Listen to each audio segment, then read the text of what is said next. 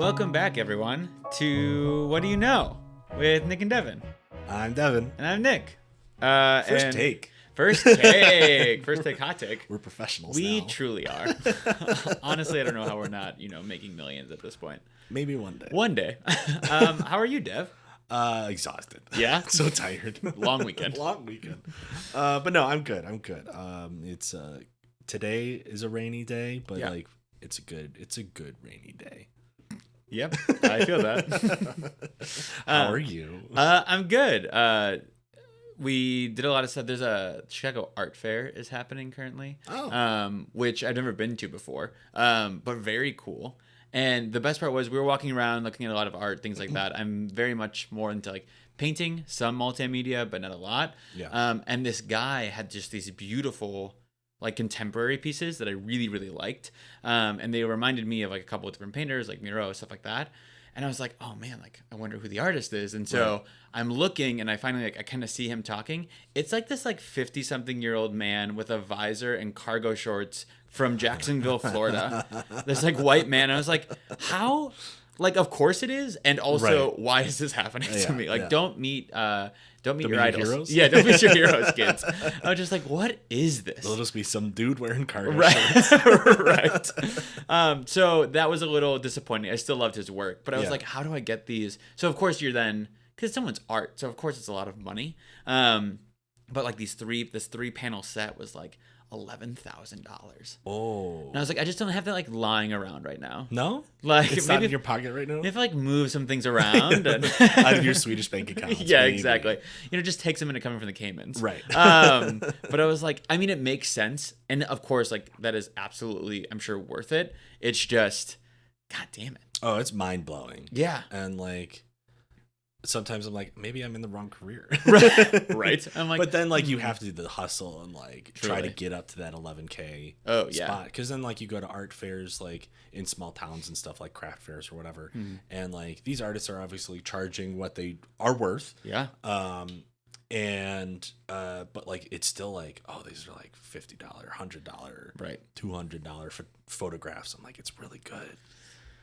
But like I know. It's one of those things where it's like, I feel like at this point you have to really, really fall in love with the piece that you buy, especially for that price point. Yeah. And think of it as an investment. Right. To some degree. Right. You know what I mean? Or like you're splurging. You know what I mean? Like, do you want this Burberry trench? Yes. Or do you want this art piece? But no, that was cool. There was this other artist who took very like turn of the century kind of carnival themed materials. Okay. And kind of recreated these very big just like images. But they were kind of like 3-dimensional, multimedia of like birds or Native I was about to ask if they were Americans like or carnival things like that. related. Not really. Oh, But a very cool, like there was one with like a skeleton with a very like, I think a very distinctive like black cat, like tattoo, like Ooh, art, like yeah. flash piece. Yeah. Think of like that sort of aesthetic. Okay. And like skeleton body, things like that. I don't That's know. cool, It was yeah. pretty cool. Yeah. But anyway, that was our day yesterday and I was like, this is great. yeah. I love it. 100%. But we're recording today. Yes. And I have, not to just like super just like turn a 180 into it, but I love it. I'm excited about it. Okay. I think I was like, I mean, that's good though. That I you're was excited. asked I about hope. the art fair, and that kind of transitioned into the story. Okay. Because it's not. I feel like I've done a lot of like history of. Yeah. And this is more of just like a story of an actual event. Oh, hell yeah. That happened. Yeah. And so it also came about because I was reading about. Did you see the Phillies had dollar hot dog nights? Okay. And so have you heard anything about this? No. So the Phillies had dollar hot dog nights, and it kind of turned into like a little bit of like a food fight. And so they did it like 3 times. So April like 11th was the first time, and they did dollar hot dog night, and people started like tossing Oh my god. hot dogs to each other. So it wasn't like people were like berating others with hot dogs. No, it wasn't like but, a cafeteria food fight. Right, Okay. right. But it definitely kind of like got tossed around, became kind of this viral thing, whatever, right?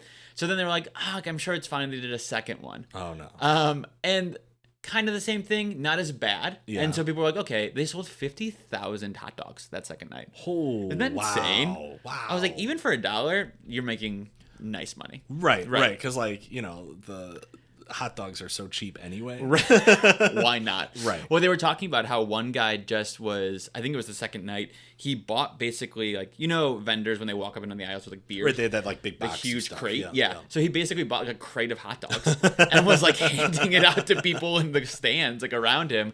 And security tried to eject him. And people around him were like, chanting "let him stay," right? Because they're like, it's fine. All like, he did was buy hot dogs, right? I got a free hot dog off this guy. Right. Like it's $1, but like I got a free hot dog. Like great. And then the third night, the best.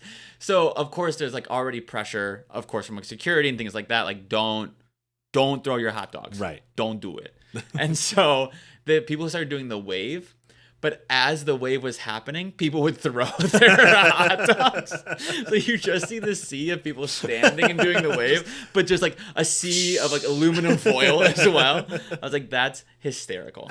So while watching these videos and watching this happen with the Phillies, it reminded me of, I don't remember what podcast it was or what article I read, whatever it was. Yeah. But there was a thing in the 70s with the now Cleveland Guardians, back then Cleveland Indians. Right. Not great. We changed it. Cool. Cleveland Indians 10-cent beer night. Oh, no. Yep. That's not good. And 10-cent beer night in the 1970s. So like, okay, so to give you a little back story, like just a little bit of a context into Cleveland at the time. So like kind of, this is 1974.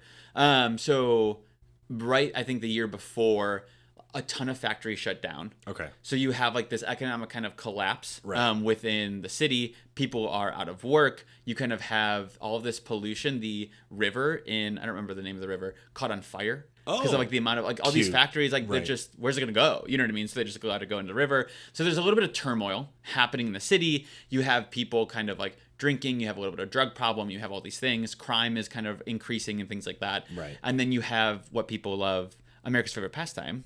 Baseball. Right, exactly. Right. So, okay, so 10-cent beer night. It's Cleveland Indians versus the Texas Rangers. Okay.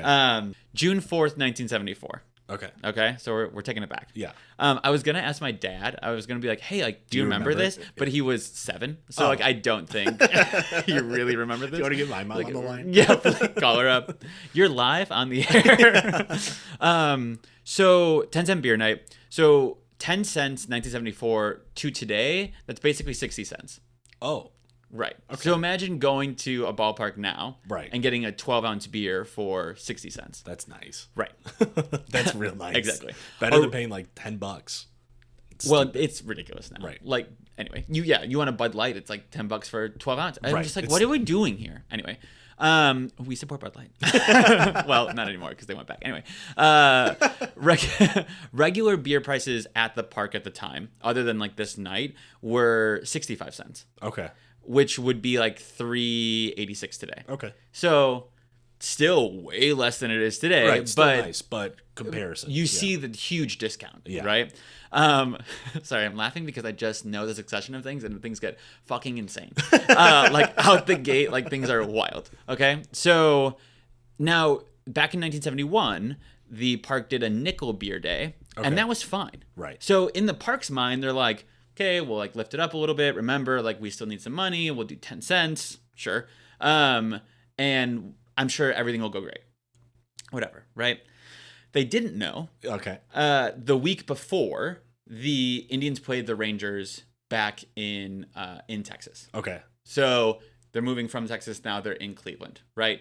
I'm gonna say, by the way, it is Cleveland Guardians now. I'm gonna say Indians just with relation to the time. Yeah, that makes sense. Just so we're aware. Also, I think I have this in the notes. The mascot for the Cleveland Indians was Chief Wahoo, which we're not talking about that. No. But now it's Slider. Oh. It's just, that's the name of the mascot, and it's horrifying.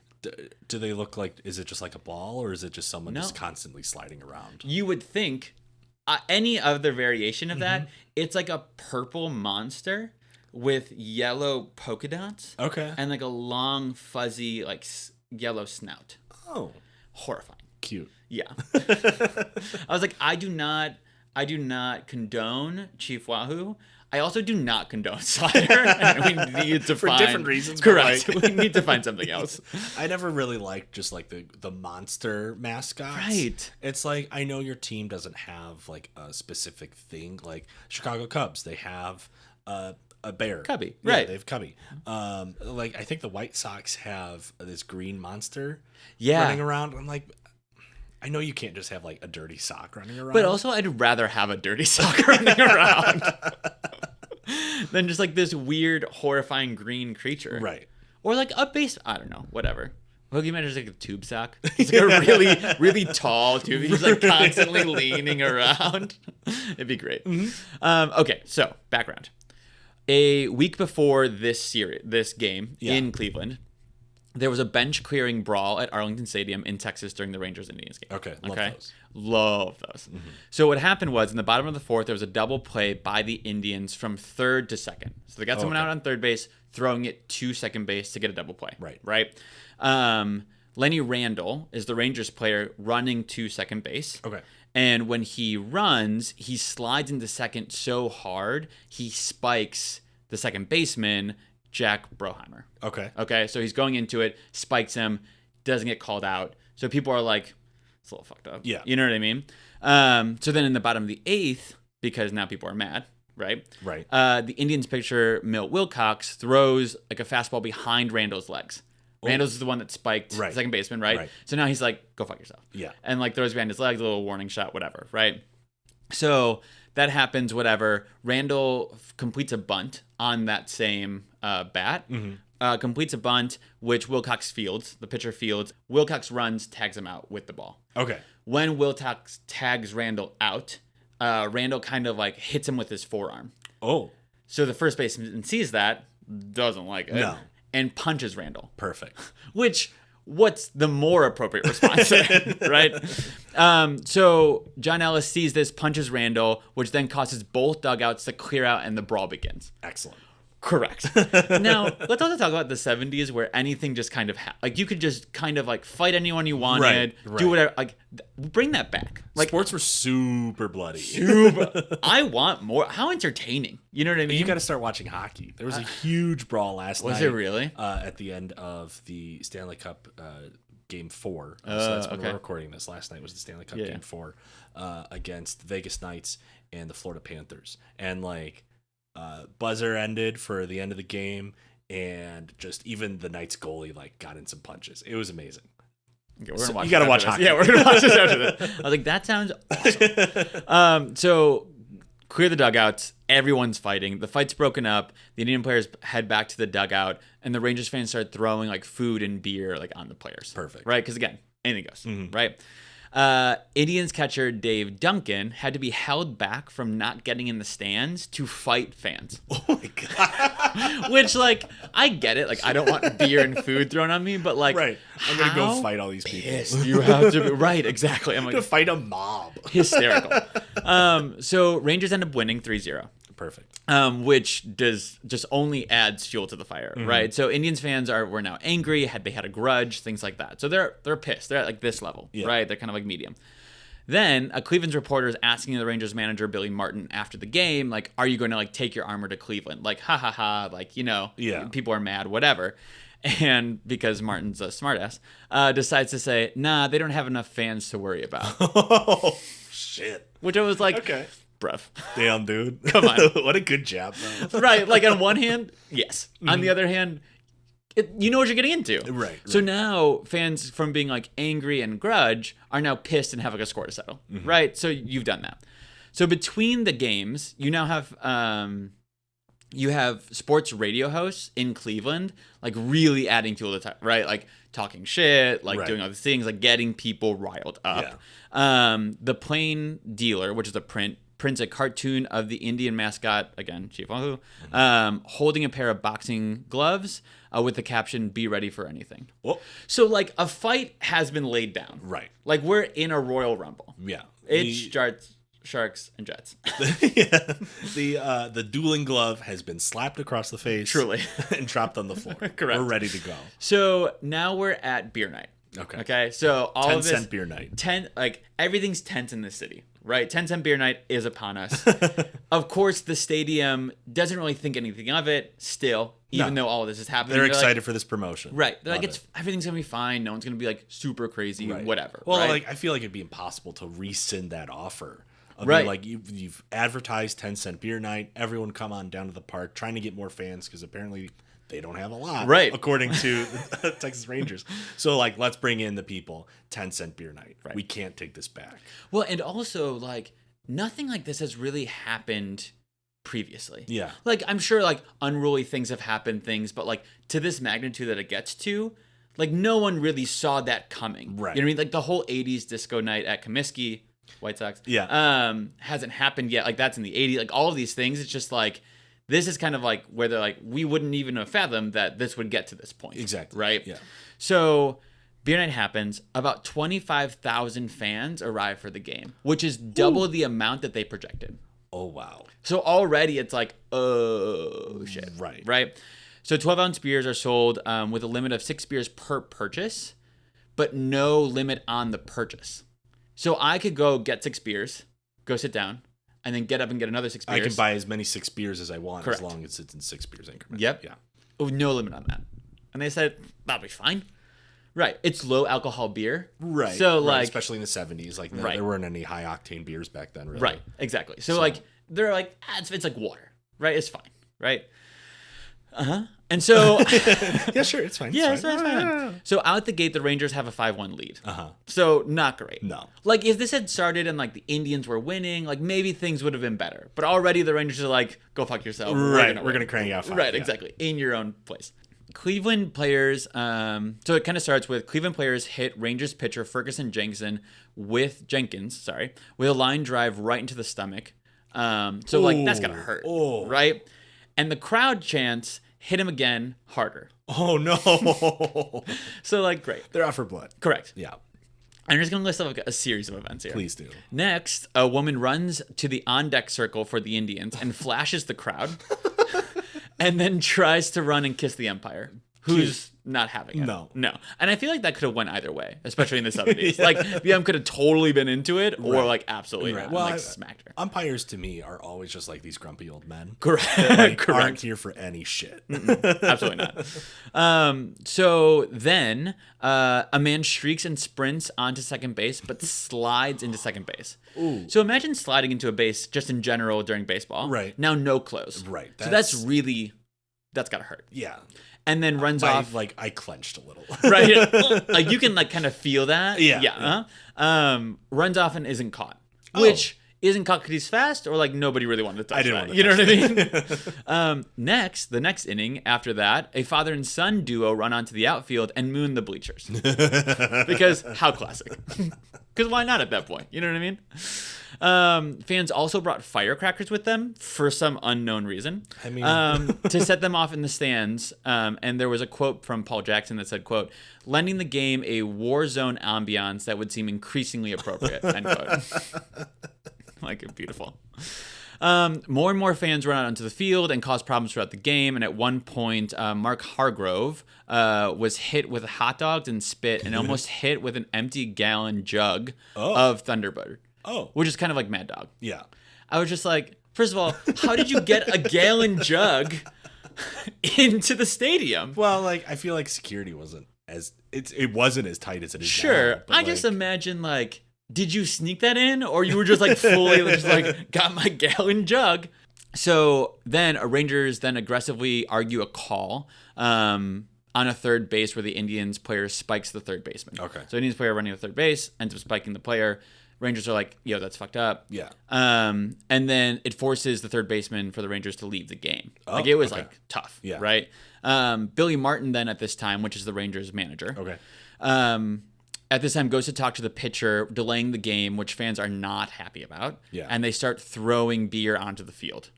God. So he's talking to the pitcher, whatever. When he heads back to the dugout, fans are screaming and yelling at him. And then so Martin, like, because he's kind of a dick, starts to, like, blow kisses into the stand. And I'm like, he's got a real, like, he kind of knows how to, yeah. Right. Which only enrages the Indians fans more. Of course. And they start to throw things onto the field, and someone throws lit firecrackers into the Rangers bullpen. Oh. So That's now dangerous. it's a little, we're starting to get up there, right? Yeah, like it's one thing to throw like food and beer and like flashing and shrieking, like fine, whatever, right? But now you're like, this is like a projectile. Yeah. Right. So the announcer states,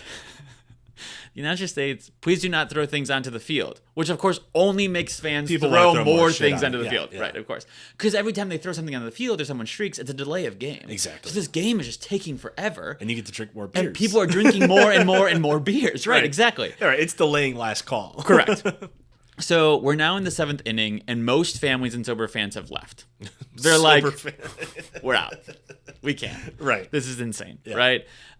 Which the remaining fans are only hyping each other up and getting more and more inebriated. Of course. Right? Yeah. That mob mentality is in full force. Correct. So now at this point, probably to about the top of the 9th, overall, we have about 19 streakers caught throughout the game. Or like that streak across the game, most not caught. Wow. 19. That's a lot. It's a lot if there's just one. Right. I think after like the 6th one, I'd be like, we're done. Right. Like if I'm security, I'm just like, I'm tired. Like, Paul, keep it in your pants. Right. Like, I don't need to see that. Absolutely not. So Paul Jackson also writes, it's a longer quote, but I think it's pretty good. Mm-hmm. Starts to get into the a little bit of the background. And so early on, the demand for beer surpasses the Indians' capacity to ferry it to concession stands. And a luminary, perhaps the same person who suggested the promotion in the first place, decided to allow fans to line up behind the outfield fences and have their cups filled directly from the beer company's truck. Oh. The promotion achieved critical mass at this moment as weaving, hooting queues of people refilled via industrial spigots. End quote. No. So I looked more into that. Uh-huh. There were 2 teenage girls, There it is. who were in charge of pouring from the beer trucks. Oh. Right. So not only do you have teenage girls, a bunch of drunk men. Right. And of course, like, they were saying, like, they were, of course, wearing, like, very 70s attire. So, like, kind of, like, crop top sort of shirt, like, a little bit more of, like, a short, like, things like that. So, not a great combination for harassment. No. Right. And also, like, just underage also, right, pouring. Serving. Yeah. The 70s were wild. You could just do whatever you wanted. Pretty much. And so, we're in charge of pouring beers from the truck, but couldn't keep up, and we're getting harassed, so they just walked off. So, now it's just free game. Free for all, yeah. So now fans have just free beer instead of 10, which you were basically already getting free beer. Right. But now you're just getting it from the truck. So people aren't even filling cups anymore. No, they're just like putting their mouths under a spigot. Like all and, like, the cartoons. Right, exactly. Seeing how much they can drink. I'm like, so this is insane, right? Yeah. So this is just adding to the level of inebriation, right?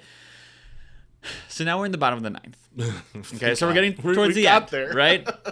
Getting towards the end, bottom of the 9th. The Indians now have rallied and tied the game. Oh, wow. Right. So we're 5-5.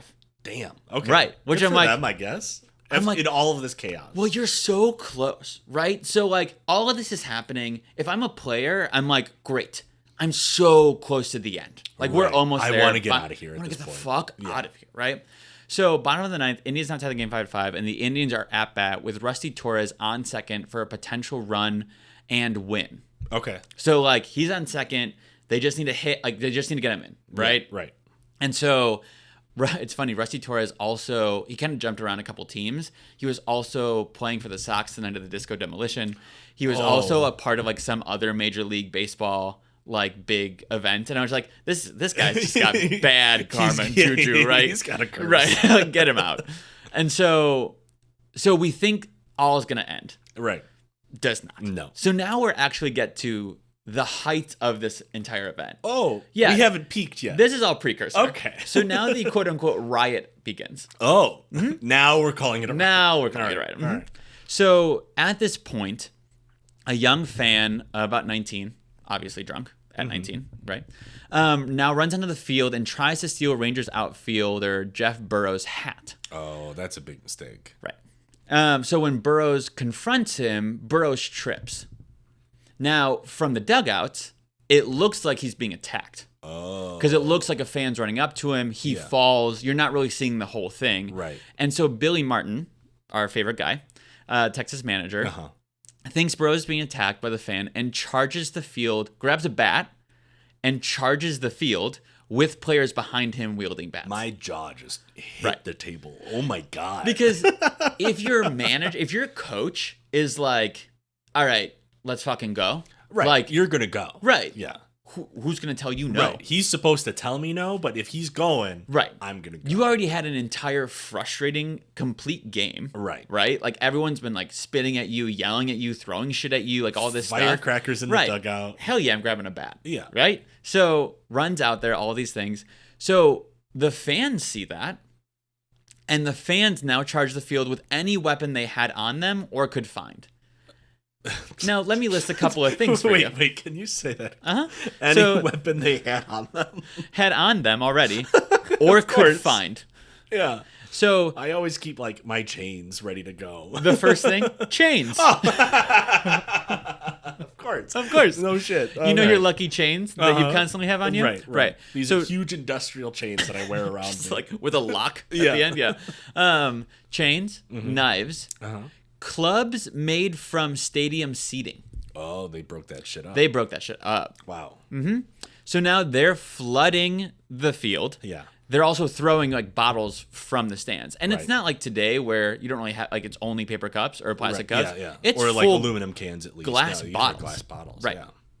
So eventually about 200 fans surround the 25 Rangers players with more fans storming the field. So they're surrounded. 200 players around 25 players. Jesus. Right? Yeah. And more fans starting. So the Cleveland manager orders his players to go help the Rangers.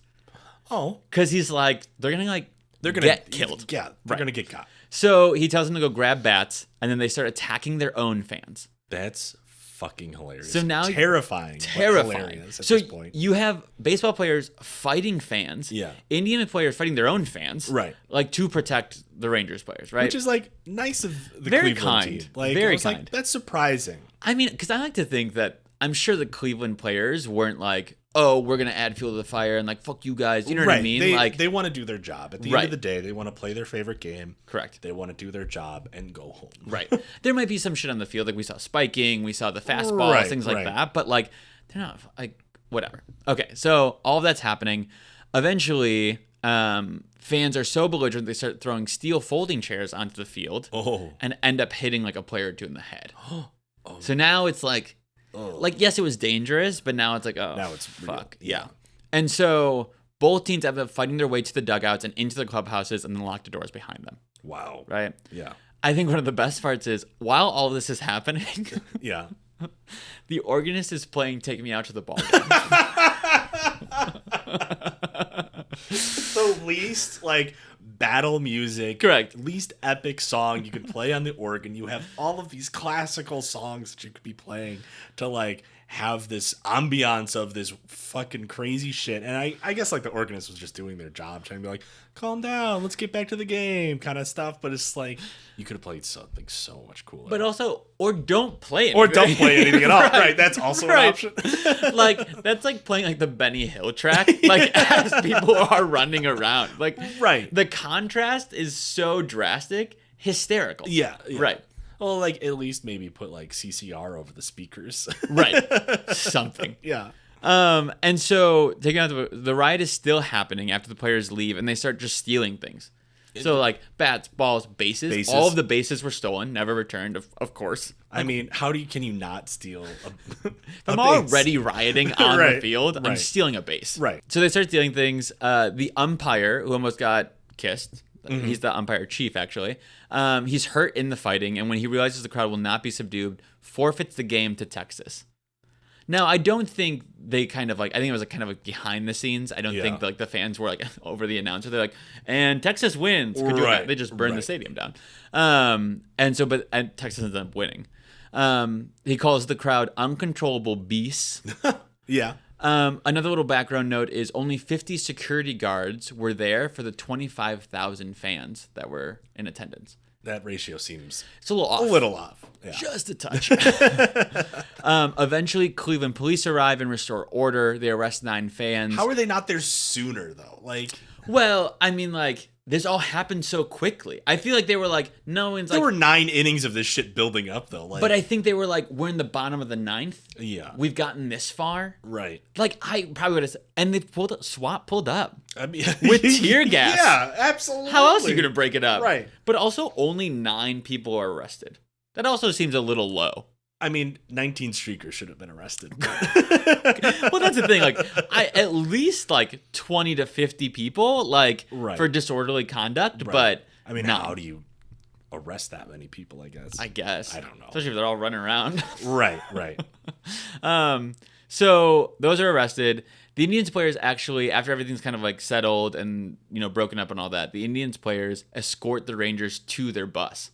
Okay. Which, again, very nice. Right. But also insane. Absolutely. Because they were like, that they don't want to be mob ruled. Right. Out of nowhere. So they escort them back to their bus. A local sports writer, Dan Coughlin, tries to interview fans after everything. Gets punched in the face twice. There it is. Which, it doesn't say if like someone just like knocked him twice. Right. Or if you tried to interview someone got punched. Which is what I like to think. He was probably like, oh God, like just like a one-off situation. And goes like, to another can guy. you believe I just got punched? Gets decked again. Right. It's like, that's so sad for him. I've been like, fuck this. So then the Cleveland Stadiums did another beer night. About a month later. No. And I was like, why? I mean, were you excited by like the 25,000 people being there? Right. Or I don't know. I can't even. Yeah. So they do another beer night where they are smart. They limit 2 beers per person. Per purchase? No, per person. Oh. Like that's it. You could only have 2 beers for the entire 9 innings. Yeah. Which is a little excessive. Yeah. I've been like, fuck this. Like even on a regular night, I can get more than 2 beers. Right. So don't do the beer promotion at all. Right. It felt a little weird. Yeah. And then overall that night, about 60,000 beers were purchased. Wow. So that's just what they counted. Right. Now, remember the truck. The loss there. Became just a free-for-all. Right. Like, so you have 25,000 fans. You have 60,000 beers sold. Right. Not every fan is drinking. Right. You have families. You have all of these things. And then, like, that ratio is insane. Absolutely. That's crazy. It's just wild. Yeah, because, like, just from the 25,000 people, like, that's more than 2 beers per person already. But then again, like you said, not everyone was drinking. So like everyone had far more than just 2 beers, plus then the truck drinking. Right. So the best part, and this is kind of like all of this wraps up, they're like interviewing people, like what the hell happened to all this. The general manager of the Cleveland Indians and like the stadium, things like that, was like, we blame the umpires. Like they should have had it under control. Are you fucking kidding which is me? One thing where it's like, there's no way an umpire's in charge of the fans. Right. Like, that's unruly. Right. And then everyone else was basically like, that's BS. Yeah. Like, it obviously was the beer. And, like, had you been there and been on the field, I think you would have understood it wasn't the umpire's fault. No, the fans are running out and, like, causing all this shit. Right. Like, yeah, that's bullshit. Just fucking wild. That's so, like, blind, like... tunnel vision of like, let's blame this person. Well, I think he's like just trying to divert any attention away from their own promotion. Right. And like fine, but also just own it. Yeah. Right.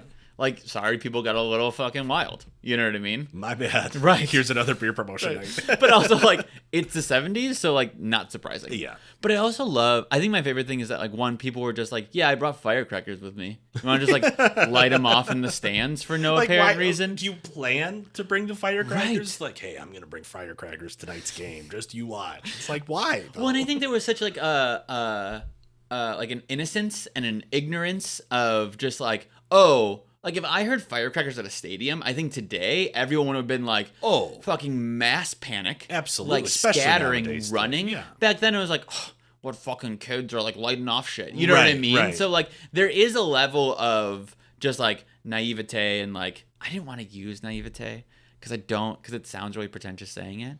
But then I used it. Yeah. And I kind of want to go back on it. But we're here. Okay.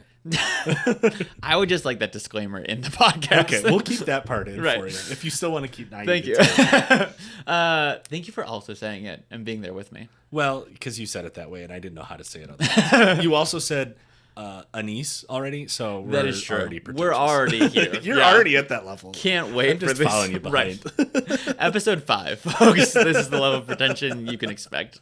So yeah, you kind of just already have this like anything goes. You know what I mean? There's just kind of this blissful ignorance of there's no kind of terror or like overarching like mass event that could happen. Yeah, everyone here. had like these rose-colored goggles on. Right. Yeah. And it was fine. Yeah. So just wild. This 10-cent beer night, insane. Yeah. No, I can't imagine that happening. Right. Ever again. Well, and like the best part is like, so that happens in I think it was 1980. Yeah. Is when Disco Demolition Night happens at Comiskey. Yeah. Where that's an actual fire. Right. Like, that's wild. A little bit more. Yeah. But then everything else after that is kind of like meh. You have like people throwing hot dogs. You know what I mean? It's like, whatever. I'm like, bring back the riot. I want to rip apart stadium chairs. Let's go. Field. Right? Like, come on. But I mean, I think now there's just so much.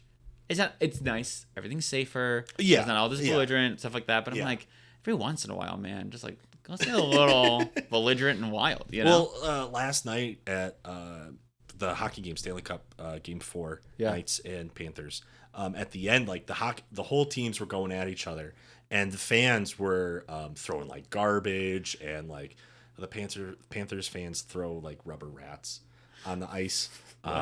There's a whole nother story. Okay. Okay. And like there was just like all this like trash and like other stuff. The fans didn't get involved in the fight, so it wasn't as bad as like this Cleveland night. But it was just like hockey. And like of course like the TV announcer was like, "This is embarrassing." I was like, I mean, I love a good fight. Right. Like, I love a good hockey fight. I feel like you just like have to say that, but like come on. Like this is first it of all, could be a lot worse. This is great television. Right. Second of all, we're all into it. Shit doesn't happen anymore. Right. Also, like, you had to subdue your catcher from going to fight. That's wild. A whole stadium of people. Right, exactly. Like, that just doesn't happen anymore. No. I'm not saying let's go back to the 70s. No. I'm just saying, like, bring a little unruliness Back into to 2023. Come Right, on. exactly. We just cut it down to, like, you know, a pitcher count. So every game's about, like, 2.5 hours now. Right. Really nice. But, like, within that, I would be okay with, like, a 3-hour game if there was, like, a fight every once in a while. You know, yeah, you know what I that's mean? fine. Right, that's fine. I'll let it happen. That's all I'm saying. Okay? All right. But that's my story. That was a great story. I thought it was so fun. Fucking wild. I think it's hysterical. I love shit like that where I'm just like, let's tell something absolutely horrifying and a riot, but it is hysterical. I mean, now. Right. Well, yeah, I'm sure. In retrospect. Back then. Although back then, I'm sure I could just imagine being at the game, not charging the field, not throwing anything, being drunk off my ass, laughing, just sitting and laughing the entire time. Yeah, absolutely. Hysterical. I was looking at like some pictures and stuff like that from the event as well. Yeah. And it's just, I mean, you just see this swarm of people onto the field. Yeah. And like, I don't know, like the players are just kind of like revved up, bats. Like you see the whole Billy Martin and the Rangers charging the field with bats. Yeah, that's gotta which be is terrifying. also crazy. Yeah. Crazy to be like, oh, my player is getting attacked. I'll let security handle it. To be like, nah. I'm gonna go fuck up this kid with baseball I'm doing bats this on my own. and 5 of my players. Right. What did you think was going to happen? Yeah. Insane. And they were so close, bottom of the 9th. So close to being like officially done instead of just being called at the end. God damn it, Rusty Torres.